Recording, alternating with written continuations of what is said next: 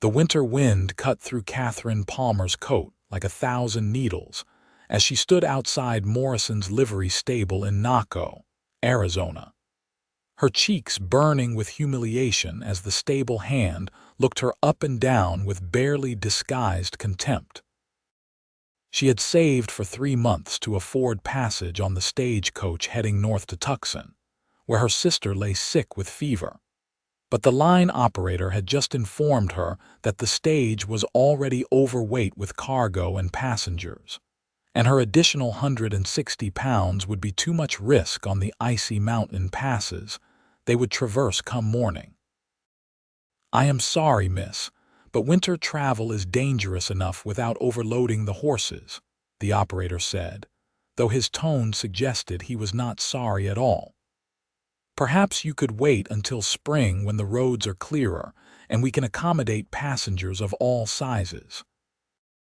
Katherine felt tears prick her eyes, but she refused to let them fall. At 23 years old, she had endured enough cruel remarks about her fuller figure to have built up some resilience, but this rejection cut deeper, because it was not just about her pride.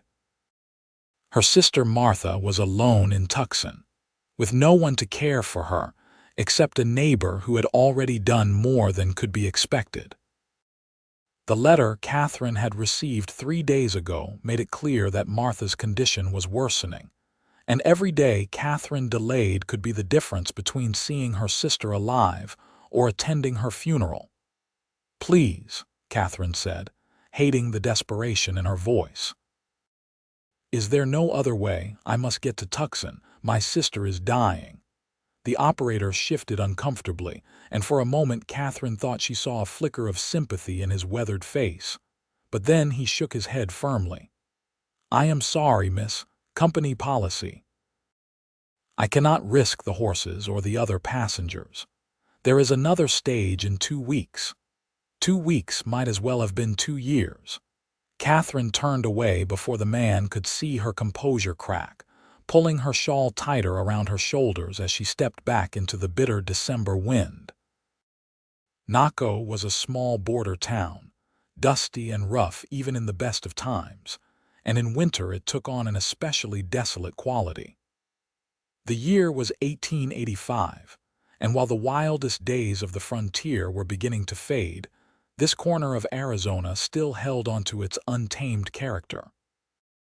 Cowboys, miners, and drifters moved through town with regularity, and respectable women like Katherine generally kept to themselves and their small circle of acquaintances.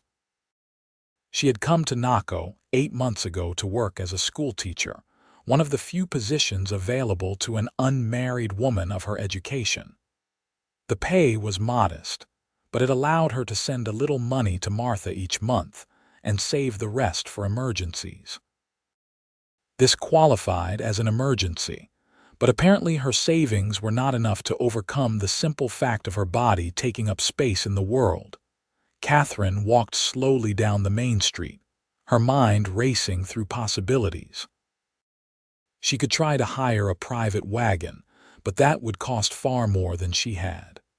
She could attempt to ride alone, but she had never been a confident rider, and the journey to Tucson was over 100 miles through difficult terrain.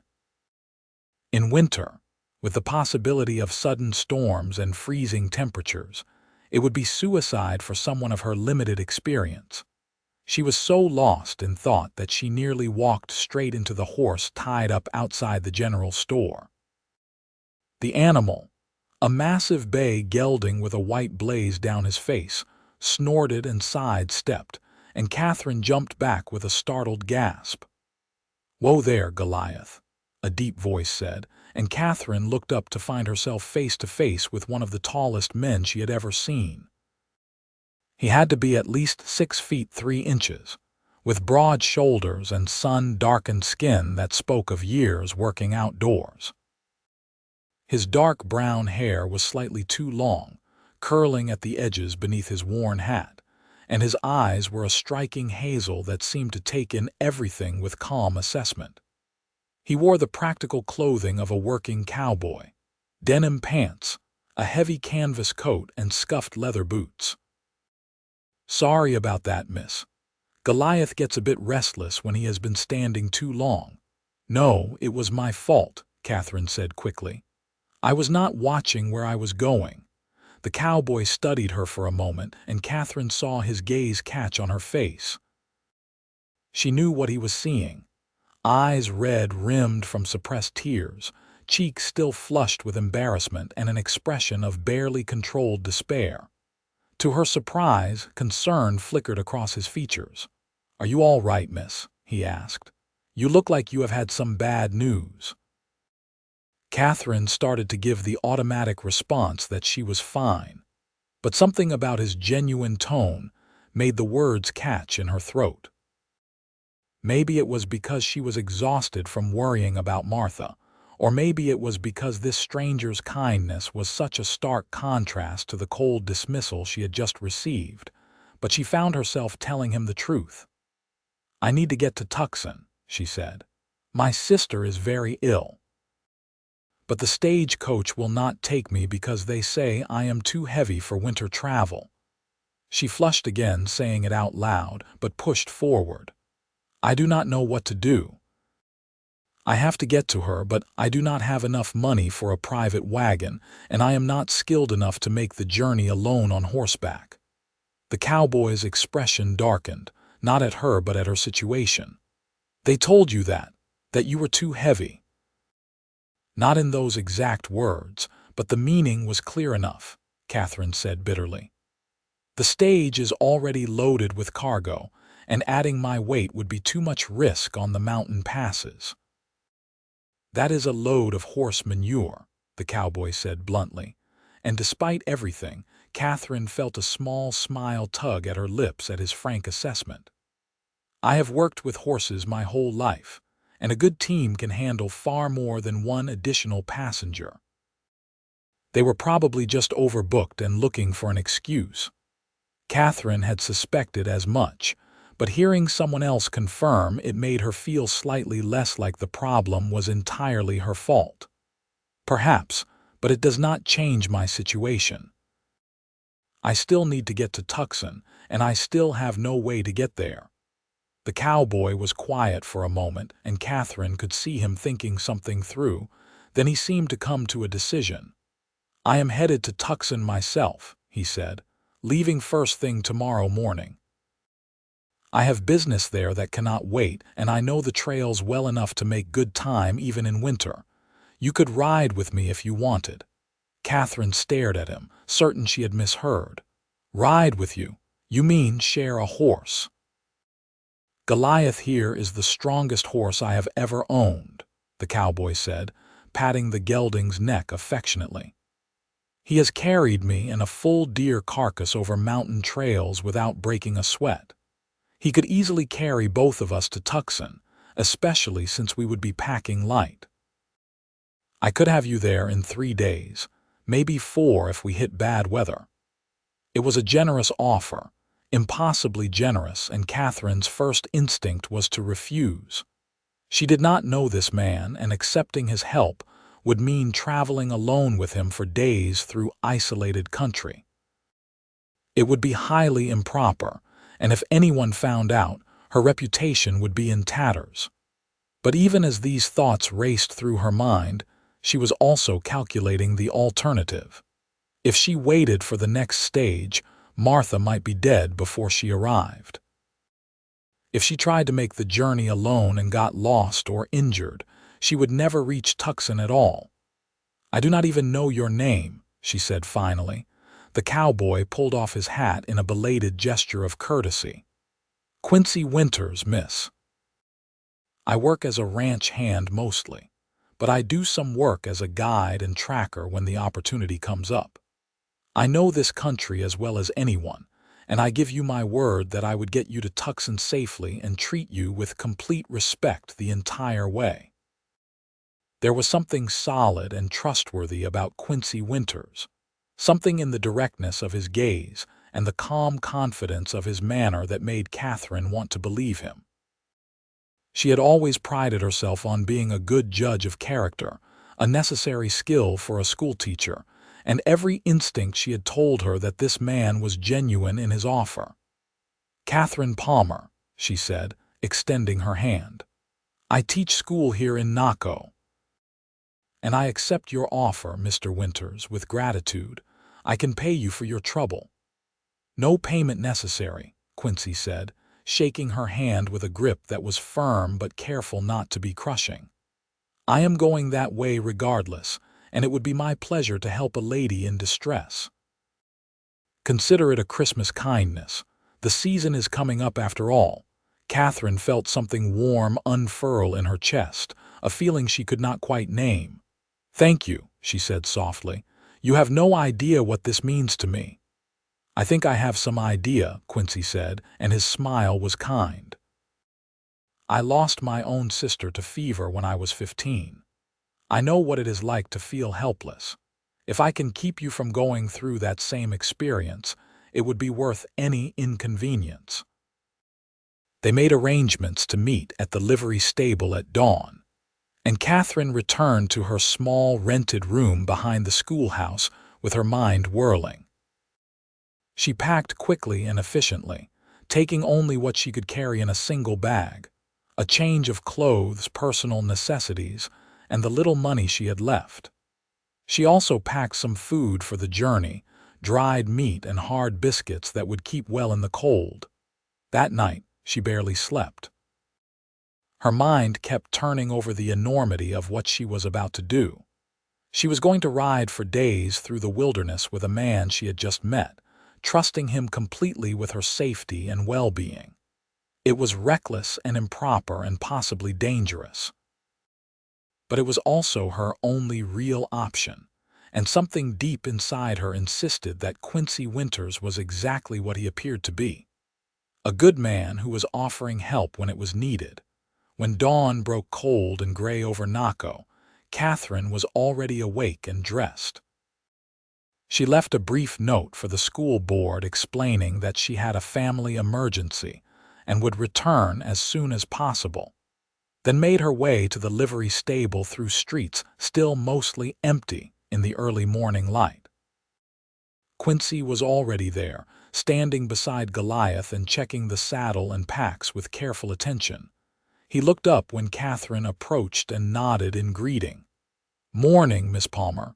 You ready for this?" "As ready as I will ever be," Katherine said, trying to sound more confident than she felt. Quincy helped her secure her bag to the packs already strapped behind the saddle, then turned to face her. "I am not going to lie to you. This journey is not going to be comfortable. We will be riding long hours each day, and the weather could turn bad at any time. But I know places along the way where we can shelter if needed, and I have packed enough supplies to see us through. The most important thing is that you tell me immediately if you are in any distress. Too cold, too tired, too sore to continue. I would rather take an extra day and have us both arrive safely than push too hard and risk injury." Katherine nodded, touched by his consideration. "I understand. I promise to be honest with you about what I can handle." "Good," Quincy said. He swung up into the saddle with easy grace, then reached down to help Katherine up. "Put your foot on mine and grab my hand. I will pull you up and you will sit behind me. There are stirrups behind the saddle you can use, and you will need to hold onto me to keep your balance. It might feel awkward at first, but you will get used to it." Katherine took a deep breath and did as instructed. Quincy's hand was strong and steady, and he lifted her onto Goliath's back with seemingly no effort at all. She settled behind the saddle, acutely aware of how close she was to Quincy, close enough that she could feel the heat radiating from his body in the cold morning air. She found the stirrups with her feet and hesitantly placed her hands on his waist. "You can hold on tighter than that," Quincy said, amusement clear in his voice. "I am not going to break, and you are going to need a secure grip once we start moving." Katherine tightened her hold, her hands fisting in the fabric of his coat. Goliath shifted beneath them, adjusting to the extra weight, but the big horse seemed completely unbothered. Quincy made a soft clicking sound and they moved forward at a gentle walk. "How does that feel?" Quincy asked over his shoulder. "Strange," Katherine admitted, "but not bad. Goliath is very smooth." "He is a good boy," Quincy said affectionately. "Best horse I have ever owned. Found him half-starved and abandoned about 5 years ago, nursed him back to health, and he has been loyal ever since. He is part draft horse, which is why he is so big and strong, but he has the temperament of a riding horse. Smart too. He has gotten me out of more than one tight spot over the years." As they rode through Naco and out onto the trail heading north, Quincy kept up a steady stream of conversation, pointing out landmarks and telling stories about the area. Katherine realized he was deliberately keeping her distracted from any nervousness she might be feeling, and she was grateful for it. His voice was pleasant to listen to, deep and warm, and his stories were interesting without being boastful. They had been riding for perhaps 2 hours when the sun finally burned through the early morning clouds, flooding the desert landscape with pale golden light. The terrain around Naco was sparse and rocky, dotted with mesquite and creosote bushes, but there was a stark beauty to it that Katherine had come to appreciate during her months in Arizona. In the distance, mountains rose up in shades of purple and gray, their peaks already dusted with snow. "We will be heading into those mountains by afternoon," Quincy said, following her gaze. "The temperature will drop, so we will need to bundle up. I brought an extra blanket you can wrap around yourself." "You seem to have thought of everything," Katherine said. "I have made this journey enough times to know what to expect," Quincy replied. "Weather in these parts can change fast, especially in winter. You have to be prepared for anything." As the morning wore on, Katherine found herself relaxing into the rhythm of the ride. Goliath's gait was indeed smooth, and once she got used to the sensation of movement, it was almost pleasant. Quincy was easy company, comfortable with both conversation and silence. When Katherine asked him about himself, he answered readily but without excessive detail. He was 26 years old, originally from Texas, and had been working on ranches in Arizona and New Mexico for the past 7 years. He had no family left. His parents had died in a cholera outbreak when he was young, and his sister had succumbed to fever years later, leaving him alone in the world. He was honest about the loneliness of his life, the way he drifted from job to job without any real roots, but he did not seem bitter about it. "I suppose I have always figured that the right reason to settle down just had not come along yet," he said. "Most cowboys I know are married to the work more than any woman. It is a hard life, not much money, lots of time away from home. Takes a special kind of person to put up with that." "It seems like a lonely existence," Katherine said. "It can be," Quincy agreed, "but it has its compensations. I get to see beautiful country, work with good horses, meet interesting people. And I am my own man. No one tells me where to go or what to do beyond the work I am hired for. There is freedom in that." Katherine understood the appeal, even if it was not the life she would have chosen. Her own existence had been shaped by very different constraints. As a woman, her options had been limited from the start.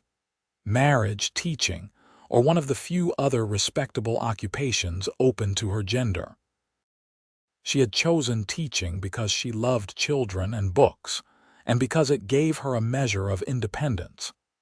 But she was still bound by society's expectations in ways that Quincy, as a man, would never be. By midday, they had climbed into the foothills of the mountains, and the temperature had dropped noticeably. Quincy called a halt near a small spring where Goliath could drink and rest. He helped Katherine down from the horse, and she bit back a gasp as her legs nearly buckled beneath her. Hours of riding had left her stiff and sore in places she had not even known could hurt. "Take a few minutes to walk around and stretch," Quincy advised. "It will help with the soreness. I know it is rough when you are not used to it." Katherine did as suggested, walking in small circles and trying to work the kinks out of her muscles. Quincy, meanwhile, tended to Goliath with the easy competence of someone who had performed these tasks thousands of times. He checked the horse's hooves, adjusted the saddle, and made sure the packs were still secure. Then he pulled out some of the food he had packed and offered Katherine a share. They ate in companionable silence, sitting on a flat rock with the winter sun providing just enough warmth to be comfortable. Katherine found herself studying Quincy when she thought he was not looking, taking in the details of his face. The small scar above his left eyebrow, the laugh lines around his eyes, the strong line of his jaw.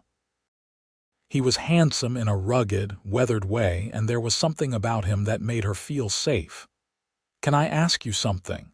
Quincy said, breaking into her thoughts. "Of course. That man at the stable yesterday, the one who told you that you could not ride the stage.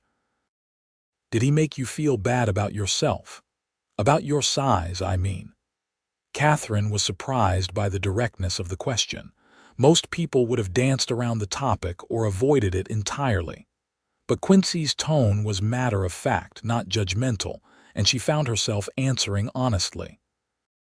"Yes," she said. "He did. But it was not the first time, and it probably will not be the last. People have opinions about women's bodies, especially when those bodies do not fit what is considered proper or attractive. I have learned to live with it." "That is a damn shame," Quincy said bluntly. "Pardon my language, but it is. You seem like a fine woman to me, smart and kind and brave enough to make this journey for your sister. Your size is just a fact about you, like your height or the color of your hair. It does not define who you are." Katherine felt her throat tighten with unexpected emotion. It was such a simple statement, but no one had ever said anything like it to her before. "Thank you," she managed. "That means more than you know." Quincy shrugged, looking slightly uncomfortable with her gratitude. "I am just saying what should be obvious. Now come on, we should get moving again. We have a lot of ground to cover before nightfall." The afternoon ride was harder than the morning had been. The trail grew steeper and rockier, winding through pine forests that blocked the warming sunlight. The temperature continued to drop, and Katherine was grateful for the extra blanket Quincy had wrapped around her shoulders. She pressed closer to his back, seeking his warmth, and if Quincy noticed, he did not comment on it. They rode until the light began to fade. Then Quincy guided Goliath off the main trail to a sheltered spot beneath an overhang of rock. "We will camp here for the night," he said. "There is protection from the wind, and we can build a fire without it being visible from the trail." "Is that a concern?" Katherine asked as Quincy helped her down from the horse. "Being visible? Probably not," Quincy said, "but it is a good habit to be cautious. There are still bandits and rustlers working these areas, and while they usually do not bother travelers, it is better not to advertise our presence." Katherine felt a shiver that had nothing to do with the cold, but she pushed her worry aside. Quincy clearly knew what he was doing, and she had to trust his judgment. He set to work making camp with practiced efficiency. He unsaddled Goliath and rubbed the horse down, then hobbled him in a spot where he could graze on the sparse winter grass. He gathered firewood and built a small fire in a ring of stones, coaxing it to life with a few strikes of flint and steel. Within an hour, they had a cozy camp set up, with the fire providing welcome heat and light. Quincy prepared a simple meal of beans and bacon, cooked in a small pot over the fire, along with coffee that was strong enough to strip paint. Katherine ate gratefully, surprised by how hungry she was after the long day of riding. As they ate, Quincy told her stories about his years working on ranches, tales of stubborn cattle and ornery horses and the eccentric characters who populated the frontier. He had a gift for storytelling, and Katherine found herself laughing despite her exhaustion and worry. When the meal was finished and the dishes cleaned, Quincy spread out bedrolls on opposite sides of the fire. "You take that side," he said, pointing. "I will be over here. If you need anything during the night, just call out, and do not worry, I am a light sleeper. If anything approaches camp, I will know about it." Katherine settled into her bedroll, grateful for its warmth. The temperature had plummeted with the setting sun, and even with the fire, the cold was intense. She could see her breath misting in the air, and she pulled the blankets tight around herself. "Miss Palmer," Quincy's voice came softly through the darkness. "Yes. I hope I did not overstep today, talking about personal matters. I know we barely know each other." Katherine considered this. "No," she said finally, "you did not overstep. I appreciated your honesty. It is refreshing." "Well, that is good then. Sleep well, Miss Palmer. Tomorrow will be another long day." "Good night, Mr. Winters, and thank you again for doing this." "My pleasure," Quincy said, and Katherine could hear the smile in his voice. Despite her exhaustion, Katherine lay awake for a long time, staring up at the vast expanse of stars visible through the pine branches overhead. She thought about Martha, hoping her sister was holding on, fighting the fever that threatened her life. She thought about the strange turn her life had taken, how a chance encounter with a kind cowboy had given her hope when she had none. And she thought about Quincy himself, about the unexpected connection she felt to this man she had just met, a connection that went beyond simple gratitude. It was confusing and unsettling, and Katherine was not sure what to make of it. She had never been the type to develop romantic feelings quickly, always the practical one who believed in careful courtship and proper introductions. But there was something about Quincy, something in his steady presence and genuine kindness, that called to something deep inside her. She told herself it was just the circumstances, the heightened emotions of the journey and her worry about Martha. But as she finally drifted off to sleep, she could not quite convince herself that was the whole truth. She woke to the smell of coffee and the sound of Quincy moving around camp. The sky was just beginning to lighten in the east, and the cold was so intense that Katherine could barely bring herself to leave the warmth of her bedroll. But Quincy had breakfast ready, and the promise of hot food and coffee was enough to get her moving. "How are you feeling?" Quincy asked as she joined him by the fire. "Sore, extremely," Katherine admitted. "I am not sure I can get back on that horse." "It will be worse today than yesterday," Quincy said sympathetically. "But by the third day your body will start adjusting. Here I have some liniment that might help." He handed her a small tin. "Rub this on the sore spots. It smells terrible, but it works." Katherine took the tin gratefully. The liniment did indeed smell awful, like camphor and turpentine, but when she applied it to her aching muscles, the warmth it produced was blissful. By the time they were ready to ride again, she felt marginally more capable of facing another day in the saddle. The second day of riding was indeed harder than the first. Every muscle in Katherine's body protested the movement, and the cold seemed to seep into her bones despite the layers of clothing and blankets.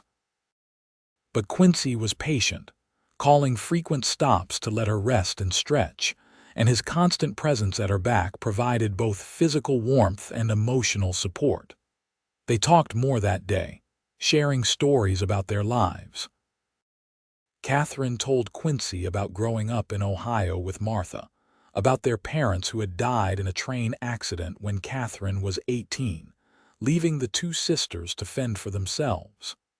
She talked about her love of teaching, the satisfaction she got from watching children learn and grow. She even found herself confessing her loneliness, the way she sometimes felt invisible in the world, too big to be noticed for anything other than her size. Quincy listened without interrupting, and when she finished, he was quiet for a moment before responding. "I do not think you are invisible," he said finally. "I think you are remarkable. You picked up your life after your parents died and built something new. You take care of your sister. You are brave enough to make this journey even though you are scared. Those are not the actions of someone who is invisible." Katherine felt tears prick her eyes and she blinked them back quickly. "You barely know me," she said, trying to keep her voice light. "How can you say that?" "I know enough," Quincy said simply. "I am a good judge of character. Comes with the territory when you spend as much time alone as I do. You learn to read people quickly and accurately, and what I read in you is strength and goodness. The rest is just details." They made camp that night in a small canyon where the walls provided protection from the wind. The fire burned bright and warm, and after dinner, they sat side by side on a log, watching the flames dance. Katherine was acutely aware of Quincy's proximity, the way their shoulders almost touched, the comfortable silence that had fallen between them. "Can I ask you something?" Katherine said after a while, "Sure." "Why did you really offer to help me? I mean, I appreciate it more than I can say, but you did not know me. You had no obligation. Most people would have just walked away." Quincy was quiet for so long that Katherine thought he might not answer. When he finally spoke, his voice was low and thoughtful. "When I saw you standing there, looking so lost and hurt, it reminded me of how I felt after my sister died. Like the world was cruel and unfair, and there was nothing I could do about it.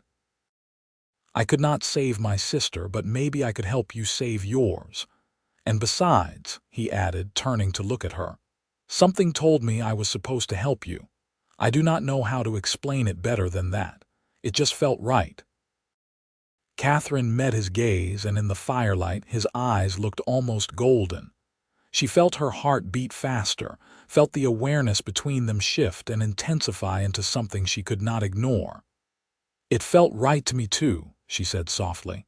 "Accepting your help, trusting you, all of it."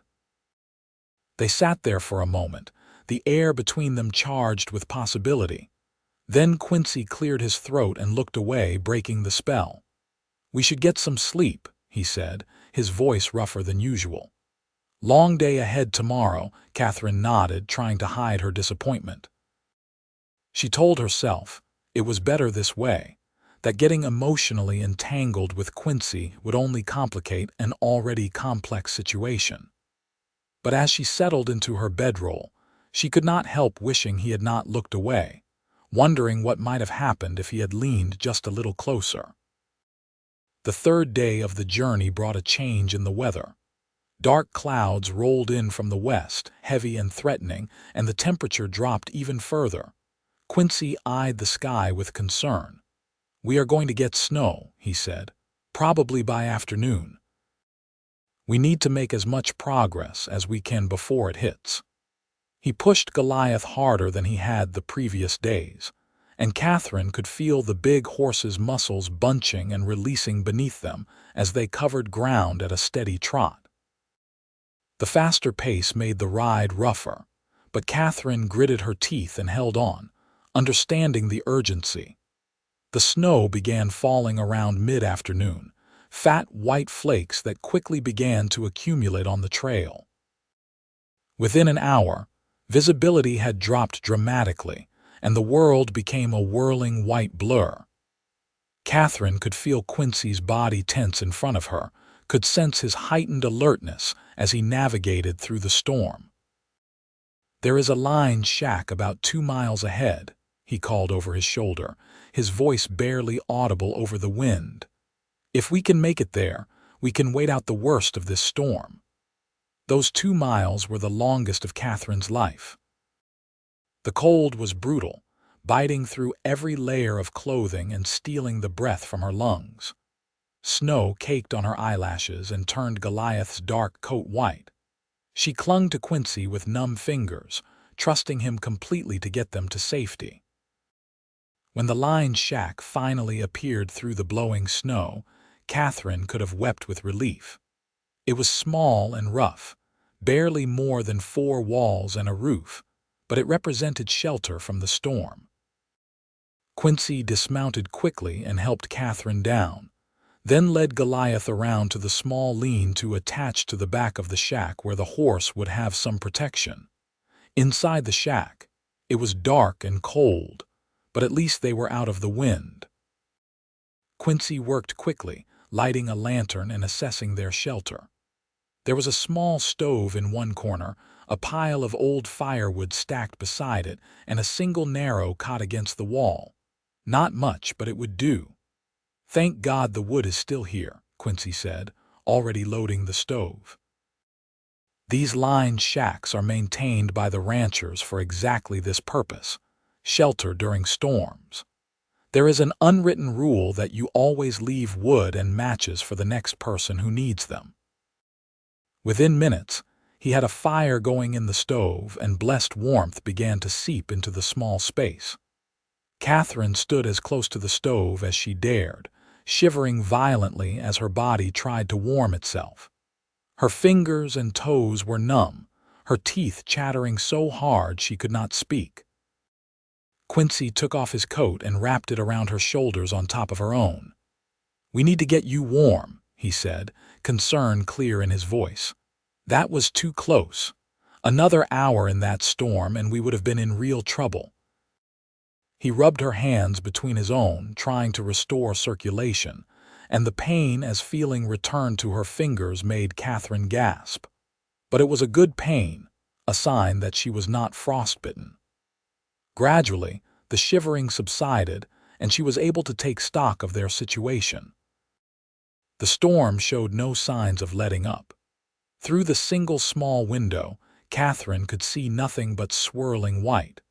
The wind howled around the shack, finding every crack and crevice, but the stove was doing its job, and the interior was becoming almost cozy.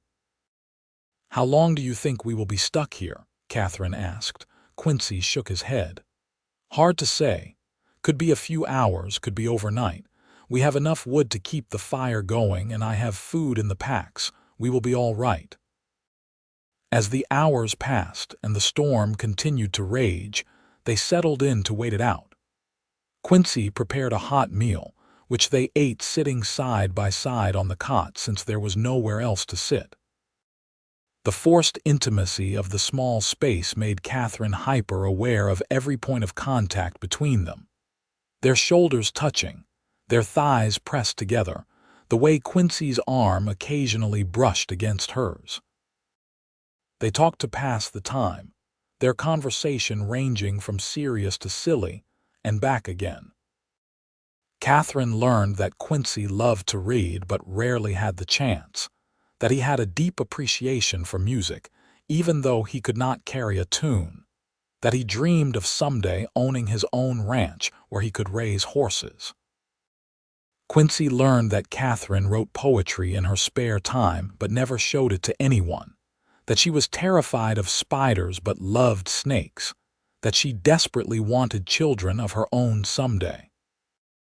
As evening fell and the storm continued unabated, it became clear they would be spending the night in the shack. There was only one cot, and Quincy immediately offered it to Katherine. "I will sleep on the floor by the stove," he said. "I have done it plenty of times before." But Katherine shook her head. "That is not fair. You have done all the work, made the fire, cooked the meals, guided us through the storm. You deserve the cot more than I do." They argued about it for a few minutes before Quincy finally said, "What if we share it?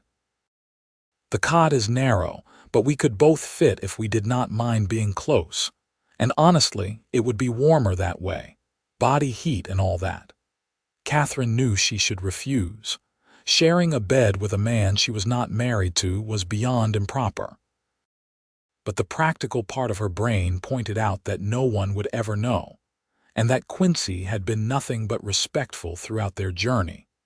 And if she was being completely honest with herself, the idea of spending the night pressed close to him was not at all unpleasant. "All right," she said, trying to sound more casual than she felt. "But you have to promise to be a gentleman." "Always," Quincy said solemnly, though his eyes held a glint of humor. They arranged themselves on the cot, Katherine closest to the wall and Quincy on the outside edge. It was indeed a tight fit, and they had no choice but to lie pressed together, Quincy's front to Katherine's back. He kept his arms carefully at his sides at first, but after a few minutes of awkward maneuvering, Katherine said, "You can put your arm around me. It will be more comfortable for both of us."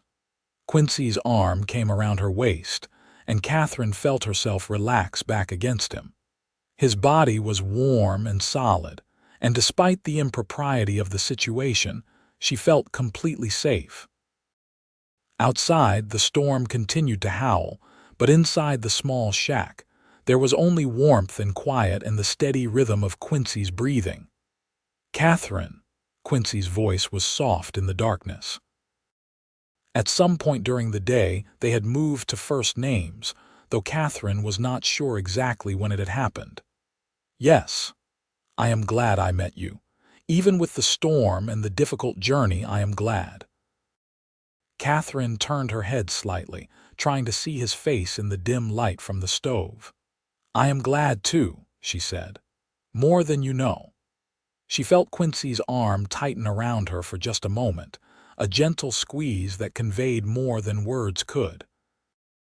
Then they fell silent, and Katherine drifted off to sleep feeling more content than she had in years. She woke in the gray light of dawn to find the storm had passed. The world outside the window was transformed, blanketed in white, beautiful and pristine. Quincy was still asleep beside her, his face relaxed and peaceful, and Katherine took the opportunity to study him without self-consciousness. She realized, with a mixture of wonder and trepidation, that she was falling for this man. Maybe had already fallen. In just 3 days, Quincy Winters had become incredibly important to her, and the thought of reaching Tucson and saying goodbye to him made her chest ache. As if sensing her gaze, Quincy's eyes opened. For a moment, they just looked at each other, and Katherine saw something in his expression that made her heart race. Then Quincy cleared his throat and sat up, breaking the moment. "Morning," he said, his voice still rough with sleep. "Looks like the storm passed. We should be able to get back on the trail today." They prepared to leave with unspoken efficiency, both of them somehow awkward after the intimacy of the night before.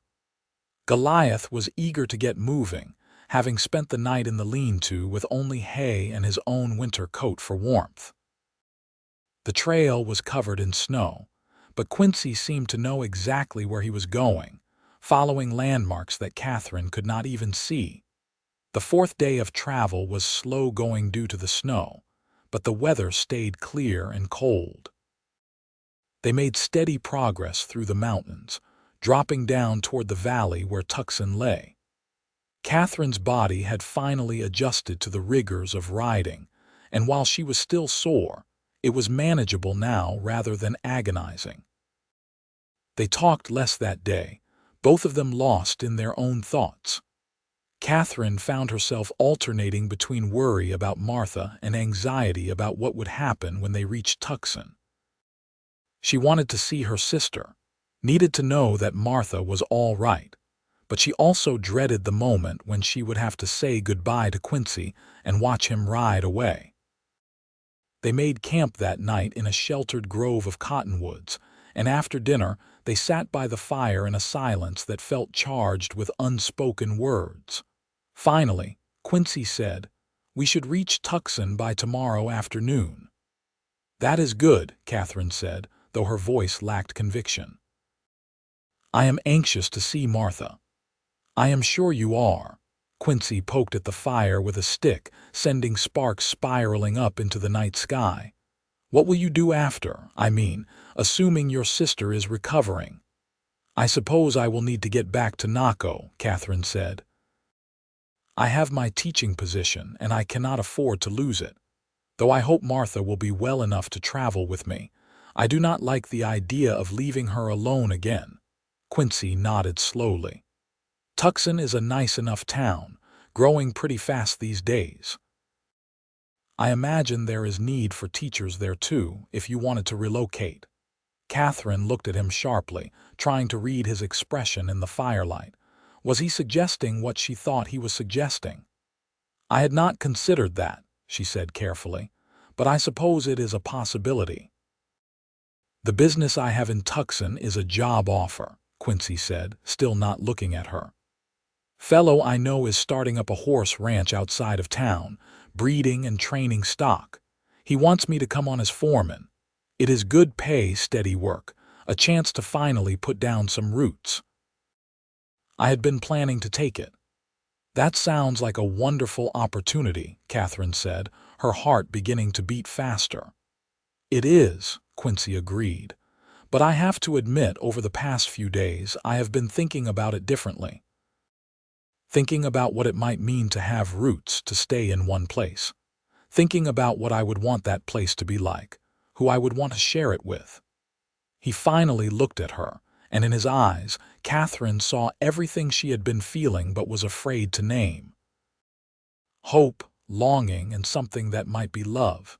Katherine, he said, and the way he said her name made her shiver. I know this is fast. I know we have only known each other for a few days, but I have never felt about anyone the way I feel about you. You are smart and brave and kind, and being with you feels right in a way nothing else in my life has ever felt right. I do not want to say goodbye to you in Tucson. I want to see where this thing between us could go. If you feel even a fraction of what I am feeling, I would like a chance to court you properly, to see if we could build something real together. Katherine felt tears spill down her cheeks, but they were happy tears. I feel it too, she said. I was so scared that I was imagining it, that it was just the circumstances or gratitude or something other than what it really is. But Quincy, I am falling in love with you. Maybe already have fallen.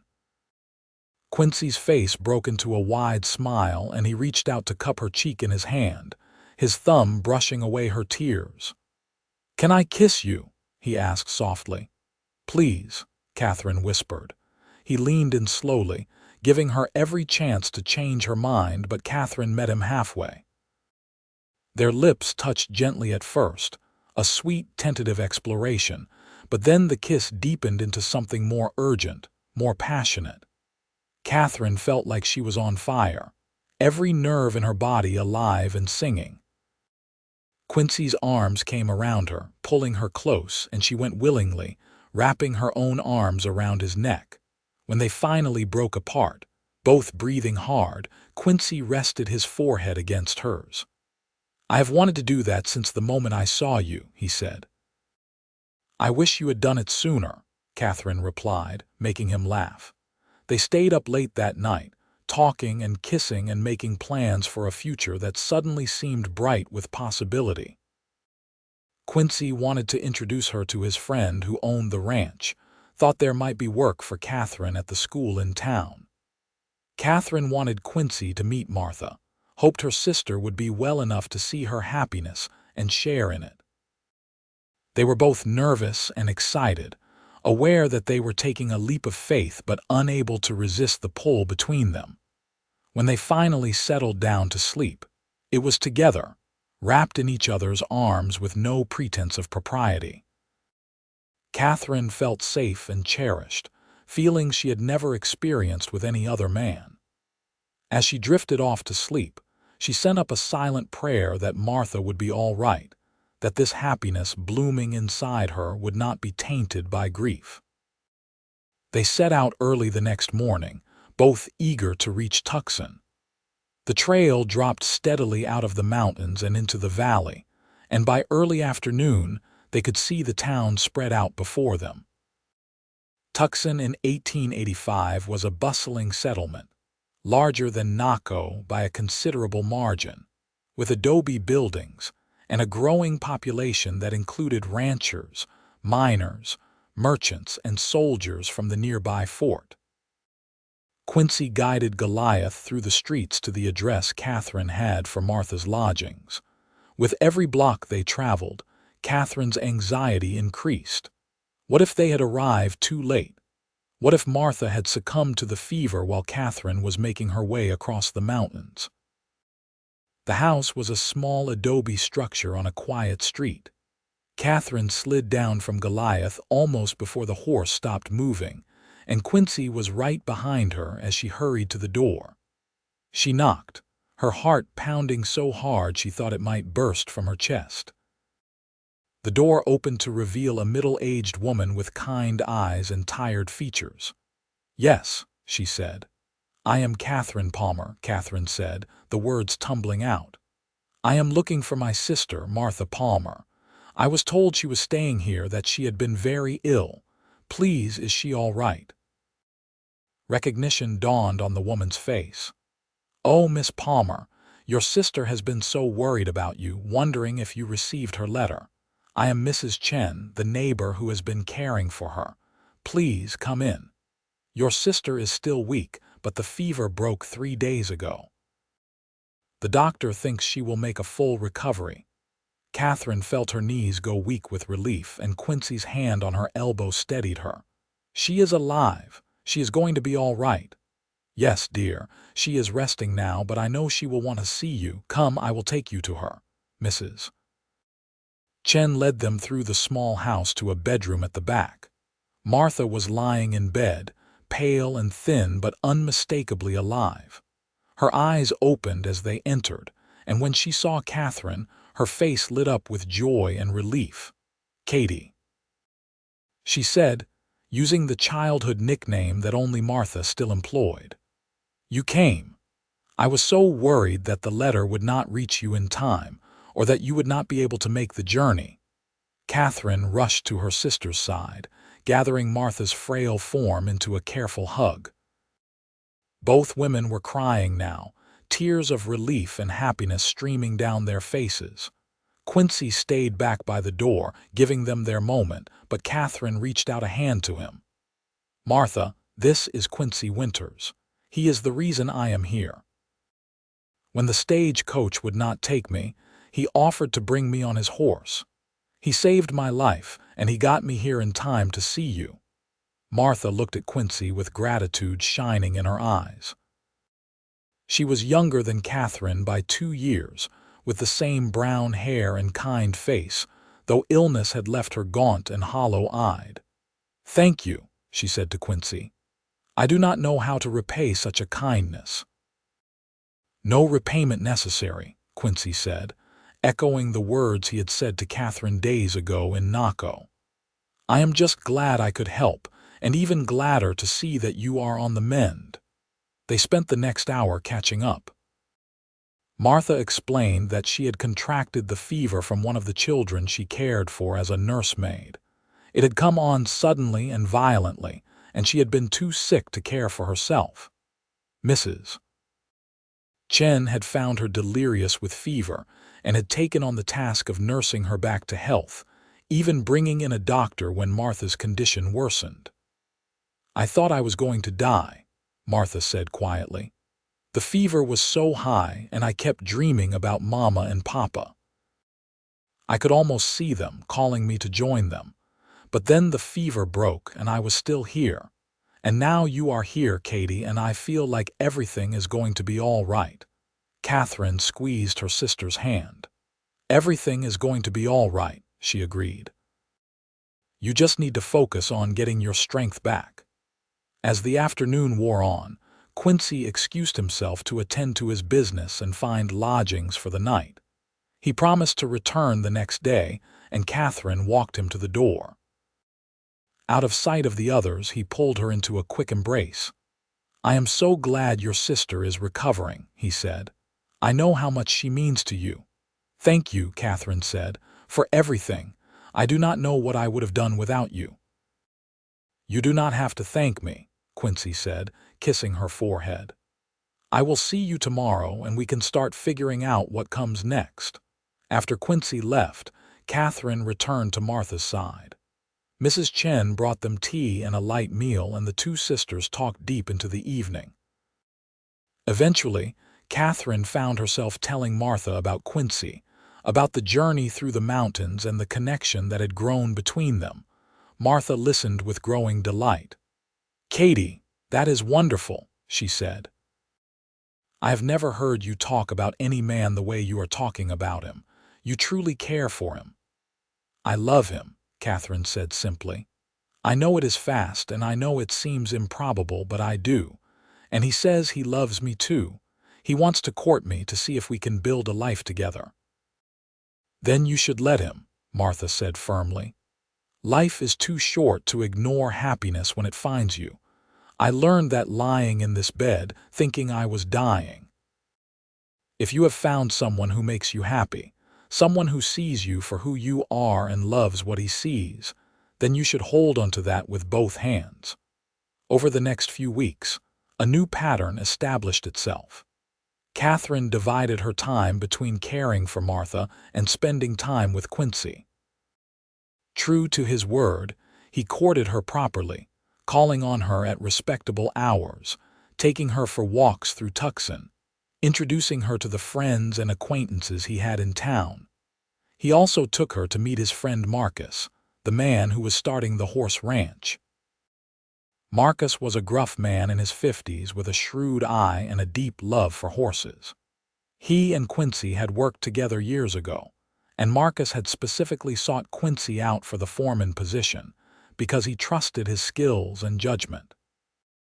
The ranch was located about 5 miles outside of town, a sprawling property with good grazing land and a small creek running through it.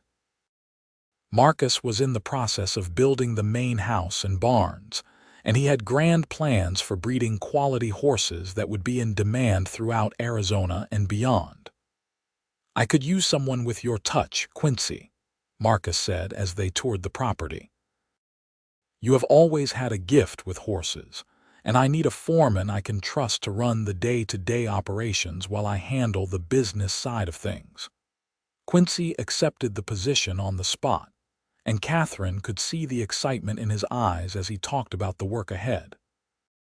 This was his dream coming true, a chance to work with horses and build something lasting, and he wanted her to be part of it. Katherine, meanwhile, had inquired about teaching positions in Tucson and found that there was indeed a need for qualified teachers. The town's school was growing rapidly with the influx of new families, and the headmaster was delighted to interview someone with Katherine's credentials and experience. He offered her a position starting after the new year, which gave her time to wrap up her obligations in Naco and relocate to Tucson permanently. Martha's recovery continued steadily, and by Christmas, she was back on her feet and regaining her strength. She found work as a seamstress, a skill she had always had a talent for, and began saving money toward her own future. The three of them, Katherine, Martha, and Quincy, spent Christmas Day together at Mrs. Chen's house, sharing a meal and celebrating the fact that they were all alive and together. As winter turned to spring, Quincy and Katherine's courtship deepened into something profound and unshakable.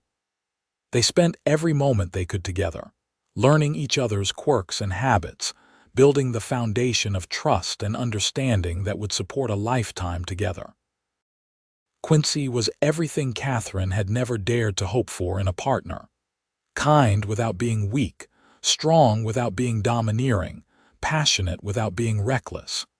He made her laugh, supported her ambitions, and loved her exactly as she was.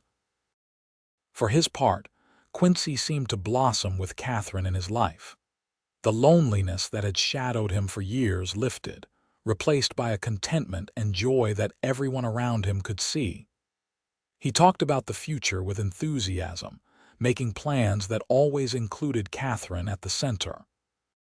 In March, on a warm afternoon with wildflowers blooming across the desert, Quincy asked Katherine to marry him.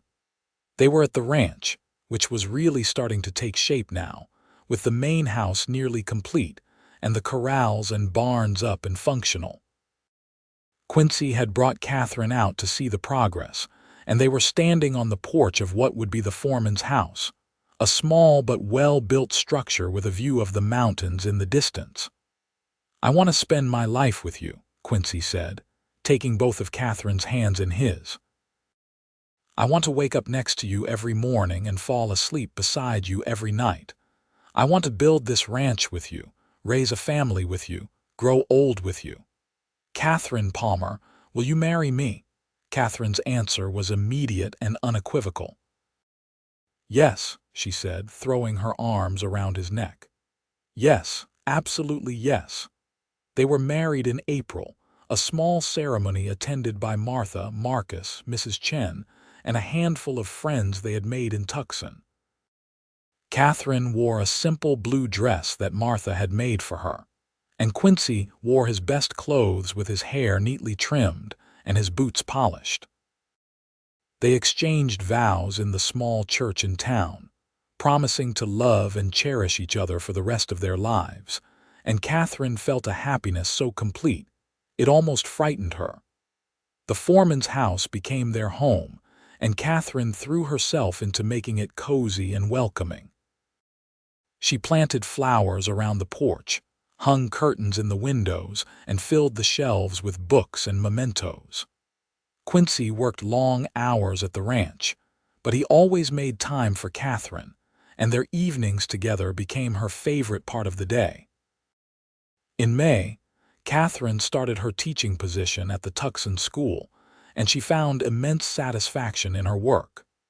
The students were eager and bright, and she loved the challenge of helping them learn and grow. Her colleagues were welcoming, and she quickly became an integral part of the school community. Martha thrived as well, her health fully restored and her business as a seamstress growing steadily. She moved into her own small house in town, declaring that she loved Katherine dearly but did not need to live in her pocket now that they were both settled and happy. The sisters remained close, seeing each other weekly and supporting each other through the normal ups and downs of life. The ranch prospered under Marcus's business acumen and Quincy's skilled management. The horses they bred developed a reputation for quality, and buyers came from as far away as California and Texas to purchase stock. Quincy's role expanded beyond foreman to partner, as Marcus recognized his invaluable contributions and wanted to ensure he had a stake in the ranch's success. In the fall of that first year, Katherine realized she was pregnant. She told Quincy one evening as they sat on the porch watching the sunset paint the mountains in shades of orange and purple. He was overjoyed, picking her up and spinning her around despite her laughing protests that he needed to be careful.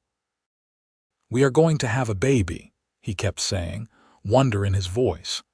"We are going to be parents." Their son was born in the spring of 1887, a healthy baby boy with his father's hazel eyes and his mother's dark hair. They named him James, after Quincy's father, and Katherine had never seen Quincy more gentle or tender than when he held his son for the first time. Being parents was harder than either of them had anticipated, with sleepless nights and constant worry, and the overwhelming responsibility of caring for a tiny human life. But it was also more rewarding than anything Katherine had ever experienced. Watching Quincy with James, seeing the love and patience he showed their son, made her fall in love with him all over again. Martha was a devoted aunt, visiting regularly and spoiling James with handmade clothes and toys. Marcus became a sort of honorary grandfather, teaching James about horses as soon as the boy was old enough to toddle around the ranch. The community they had built around themselves was warm and supportive, full of people who cared about them and wanted to see them succeed. 2 years later, they had a daughter, named Sarah after Katherine's mother. She was a spirited child from the start, with a strong will and an infectious laugh. James adored his little sister, and Katherine loved watching her children grow and learn, seeing their personalities develop and flourish. The years passed in a rhythm of work and family, seasons changing and bringing new challenges and joys. The ranch continued to expand, and Quincy's partnership with Marcus evolved into a true friendship built on mutual respect and shared goals. Katherine continued teaching, taking breaks when her children were born but always returning to the classroom because she loved the work too much to give it up entirely. There were difficult times as well. Droughts that tested the ranch's resources, illnesses that frightened them, financial worries that kept them up at night. But they faced every challenge together, supporting each other and never losing faith in their ability to overcome whatever life threw at them. In 1892, Marcus died suddenly of a heart attack, leaving his share of the ranch to Quincy in his will. It was a bittersweet moment, grief for the loss of a good friend mixed with gratitude for his generosity and faith in Quincy's abilities. Quincy took on the additional responsibilities with characteristic determination, and Katherine stood by his side, helping however she could. Martha married in 1893, a kind merchant named Thomas who treated her with the gentleness and respect she deserved. Katherine was overjoyed to see her sister so happy, and the two couples spent many evenings together, sharing meals and stories and laughter. By 1895, a decade after that fateful winter day when Katherine had been told she was too heavy to ride the stage, she and Quincy had built a life that exceeded anything she could have imagined. The ranch was thriving, their children were healthy and happy, and their love for each other had only deepened with time. On a cool evening in December, Katherine and Quincy sat on the porch of their house, wrapped in blankets and watching James and Sarah play in the yard. Sarah, now 6 years old, was chasing her brother with a stick, her laughter ringing out across the ranch. James, at 8, pretended to run from her but kept slowing down to let her catch up. "You remember that winter, 10 years ago?" Katherine asked, leaning against Quincy's solid warmth. "Every detail," Quincy said, pressing a kiss to the top of her head. "Best decision I ever made, offering to take you to Tucson." "I was so scared," Katherine admitted. "Scared about Martha, scared about traveling with a stranger, scared about what people would think. But mostly I was scared that I was not brave enough to take the chance you were offering." "You have always been brave," Quincy said. "From the very first moment I saw you, standing there refusing to cry even though you were hurting, I knew you were one of the strongest people I would ever meet." Katherine turned to look at him, this man who had changed her entire life with a single act of kindness. His face had a few more lines now, and there was silver threading through his dark hair, but he was still the most handsome man she had ever seen. More importantly, he was still the kindest, the most generous, the most loving. "I love you," she said, the words as true now as they had been that night by the fire in the line shack. "I loved you then, and I love you even more now." "I love you too," Quincy said, kissing her softly. "Every single day I love you more. You and our children, this life we have built, it is everything I never knew I needed." They sat in comfortable silence, watching their children play as the sun set behind the mountains. The air was crisp with the promise of winter, and somewhere in the distance, Goliath whinnied from his pasture. The old horse was retired now, living out his days in comfort, but Quincy visited him every day, bringing treats and spending time with the animal who had carried them both to a new future. Katherine thought about the journey that had brought them here, all the small moments and decisions that had led to this perfect evening. If the stagecoach had accepted her, she never would have met Quincy. If he had not offered to help, or if she had refused his offer, their paths never would have crossed. It was a series of seeming misfortunes that had led to the greatest fortune of her life. Later that evening, after the children were in bed and the house was quiet, Katherine and Quincy lay together in their room, wrapped in each other's arms. Through the window, stars glittered in the vast Arizona sky, the same stars that had shone down on them during their journey through the mountains a decade ago. "You ever wonder what your life would have been like if we had never met?" Katherine asked softly. Quincy was quiet for a moment, considering. "I try not to," he said finally, "because imagining a life without you in it is too painful. I was existing before I met you, just going through the motions, but I was not really living. You gave me a reason to build something permanent, to put down roots, to believe in a future that was more than just the next job or the next town. You gave me everything." "You gave me everything too," Katherine said. "Before you, I felt invisible, like I was taking up space in the world without really mattering to anyone except Martha. You made me feel seen and valued and loved exactly as I am. You changed how I see myself." "You were always worthy of love," Quincy said fiercely. "I just hope I have been able to show you that every single day." "You have," Katherine assured him.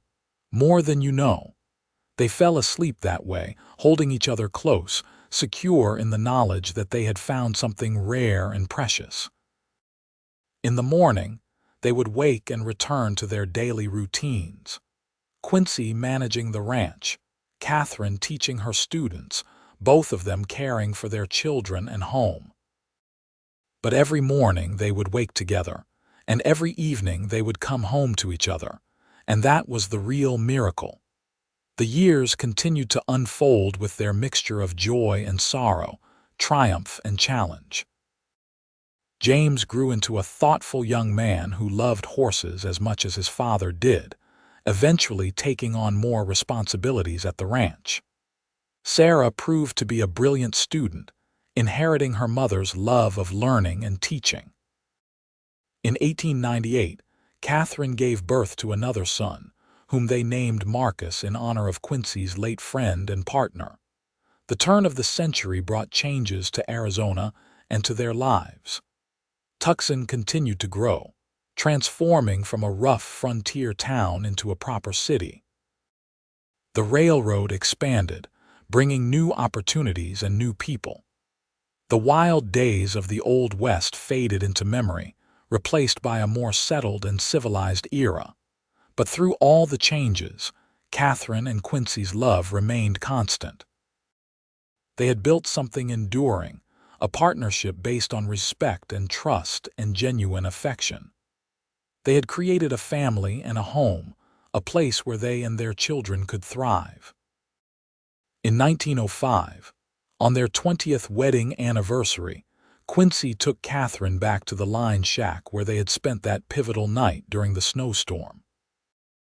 It was still there, still maintained by the ranchers as shelter for travelers, though it was rarely needed now with improved roads and better weather prediction. They spent the afternoon there, remembering and laughing and marveling at how far they had come. 20 years, Katherine said, shaking her head in wonder. Sometimes it feels like a lifetime, and sometimes it feels like we just met yesterday. I would do it all again, Quincy said. Every moment, every challenge, every joy, as long as it was with you. They renewed their vows that day, standing in the small shack that had sheltered them during the storm, speaking the words just to each other with no witnesses, except the memories of who they had been and the knowledge of who they had become. It was intimate and perfect, a celebration of the life they had built and the love that had sustained them through everything. As they rode back to the ranch on Goliath's grandson, a strong bay gelding named Atlas, Katherine reflected on the strange and wonderful path her life had taken. She had started that journey to Tucson out of desperation and fear, certain that she was facing tragedy and loss. Instead, she had found love and happiness beyond her wildest dreams. The ranch was visible now in the distance, with its well-built structures and thriving herds. Smoke rose from the chimneys of the main house, where James and his new wife were making their own home and starting their own family. Sarah was away at university, pursuing her dream of becoming a teacher like her mother. Young Marcus was probably in the barn, working with the horses he loved so much. It was a good life, a full life, and it had all started because a kind cowboy had looked at a woman in distress and decided to help. Because he had seen past her size and her circumstances to the person underneath, and because he had saddled his strongest horse and taken her on a journey that changed both their lives forever. "What are you thinking about?" Quincy asked, sensing her reflective mood. "Everything," Katherine said simply. "How lucky we are. How grateful I am that you walked past Morrison's livery stable that day. How one moment of kindness can change everything." "It was not just kindness," Quincy said. "It was fate. I believe we were meant to find each other, Katherine. That everything that happened exactly the way it was supposed to so that we could build this life together." Katherine chose to believe that too. It made the difficult moments from her past easier to bear, knowing that they had led her to this perfect present. The rejections and the cruelties, the loneliness and the fear, they had all been part of the path that brought her to Quincy. They reached the ranch as the sun was setting, painting the sky in brilliant shades of orange and gold. Their children came out to greet them, along with James's wife, and the grandchildren Katherine was starting to accumulate. The house was warm and bright, filled with the sounds of family and love. That night, as they prepared for bed, Quincy pulled Katherine close and said, "Thank you for saying yes all those years ago, for trusting me enough to get on that horse with me, for building this life with me. I know I do not say it enough, but you are everything to me." "You are everything to me too," Katherine said, kissing him softly. "And I would say yes all over again, every single time." They had grown older together, their bodies changing with time and use, but their love had not diminished. If anything, it had grown stronger, tempered by years of shared experience and deepened by the knowledge that they had chosen each other and continued to choose each other every single day. As Katherine drifted off to sleep in Quincy's arms, she thought about that girl she had been 20 years ago, standing outside the livery stable in Naco with tears in her eyes and despair in her heart. She wished she could go back and tell that girl that everything was going to be all right, that the rejection and humiliation she was experiencing would lead to the greatest joy of her life, that a tall cowboy with kind eyes was about to change everything if she was just brave enough to accept his help. But that girl could not have known what was coming. She had to live through the fear and take the risk without knowing how it would turn out. That was what made the love she and Quincy shared so precious. They had both taken a leap of faith, trusting in something they could not see or prove, and they had been rewarded beyond measure. The years continued to pass, bringing new grandchildren and new challenges and new joys. Katherine eventually retired from teaching, though she continued to volunteer at the school and mentor young teachers. Quincy stepped back from the day-to-day running of the ranch, turning more of the responsibility over to James while still providing guidance and wisdom. They traveled some, visiting places they had always wanted to see but never had the time or resources for. They went back to Ohio, where Katherine showed Quincy the places of her childhood. They went to Texas, where Quincy introduced Katherine to the land where he had grown up. But they always came home to Arizona, to the ranch, and the life they had built there. In 1915, on a warm summer evening, Katherine and Quincy celebrated their 30th wedding anniversary surrounded by their children, grandchildren, Martha and her family, and the community of friends they had accumulated over the decades. It was a joyous celebration, full of laughter and music and stories about the past, As Katherine looked around at all the people who had come to celebrate with them, she felt overwhelmed with gratitude. This was her family, not just by blood but by choice and love. These were the people who mattered, who had enriched her life in countless ways. Quincy made a toast, raising his glass and saying, "30 years ago, I married the most remarkable woman I have ever known. Katherine has been my partner, my best friend, my greatest love. She has given me children and grandchildren, a home and a purpose. She has made every day of the past 30 years worth living. To my wife, the woman who changed my life by agreeing to get on a horse with a stranger. I love you more today than I did 30 years ago, and I will love you more tomorrow than I do today." Katherine wiped away tears as everyone applauded and cheered. When it was her turn to speak, she said, "Quincy Winters, you are the kindest, most generous, most loving man I have ever known. You saw me when I felt invisible. You valued me when others dismissed me.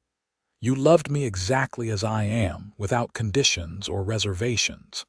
You have given me a life beyond my wildest dreams, and I thank God every day that you walked past that livery stable in Naco. To my husband, my love, my everything." They kissed as their family and friends celebrated around them, a kiss that held 30 years of love and devotion and the promise of however many years they had left together. As the party wound down and the guests began to leave, Katherine and Quincy found themselves alone on the porch of their house, the same porch where they had spent countless evenings over the years. The stars were bright overhead, and a gentle breeze carried the scent of sage and desert flowers. 30 years, Quincy said softly, "and it still does not feel like enough time with you." "We will have as much time as we are given," Katherine said, "and we will make the most of every moment." They sat together in the comfortable silence of two people who knew each other completely, who had weathered storms and celebrated triumphs side by side. They had built a legacy that would outlive them, the ranch that would pass to their children and grandchildren, the community they had helped build, the love they had demonstrated for everyone around them to see. But more than any external legacy, they had built a partnership that was a testament to the power of kindness and courage. Quincy had offered help to a stranger in need, and Katherine had been brave enough to accept. From that single moment of connection had grown a love that transformed both their lives. In the years that followed, they continued to cherish each day they had together.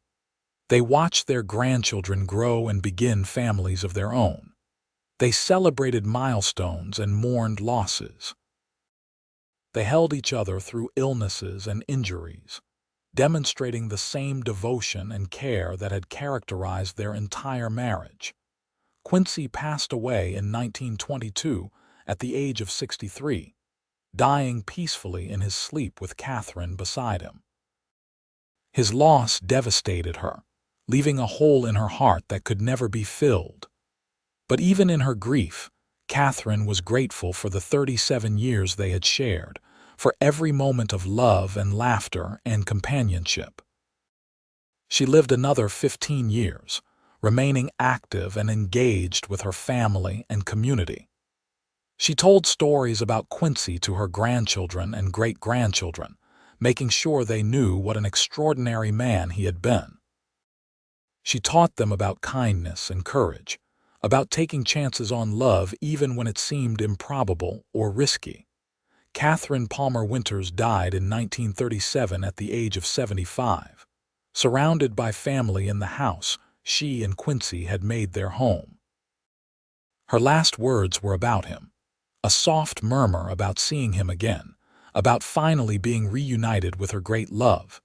They buried her next to Quincy on a hill overlooking the ranch, beneath a large oak tree they had planted together in their early years of marriage. The stone marker reads simply, "Katherine Palmer Winters, beloved wife, mother, grandmother, and teacher.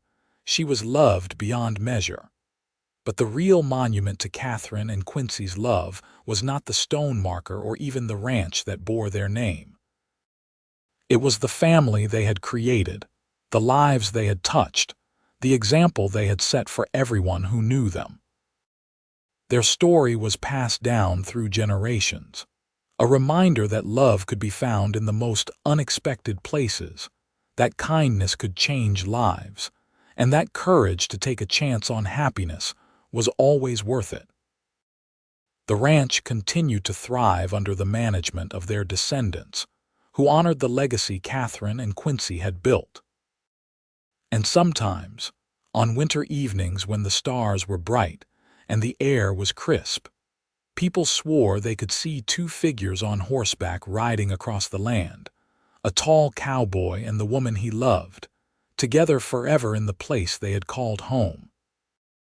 It had all started with a simple act of kindness on a cold December day in 1885, when a woman was told she was too heavy to ride, and a cowboy saddled his strongest horse for her. From that moment had grown a love story for the ages, a testament to the transformative power of seeing and valuing another person exactly as they are.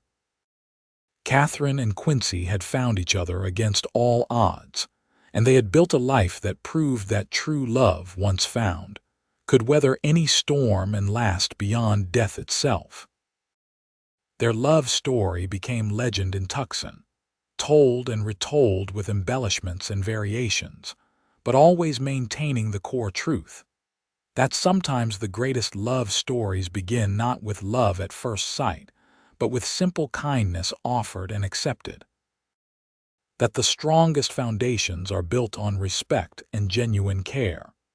That real love sees past external circumstances to the person underneath and values them exactly as they are. And so the story of Katherine and Quincy lived on, inspiring new generations to be kind to strangers, to take chances on love, to believe that extraordinary happiness could come from ordinary moments of connection. It was a story that proved that being seen, being valued, being loved exactly as you are was not just possible, but could be the beginning of everything beautiful and worthwhile in life.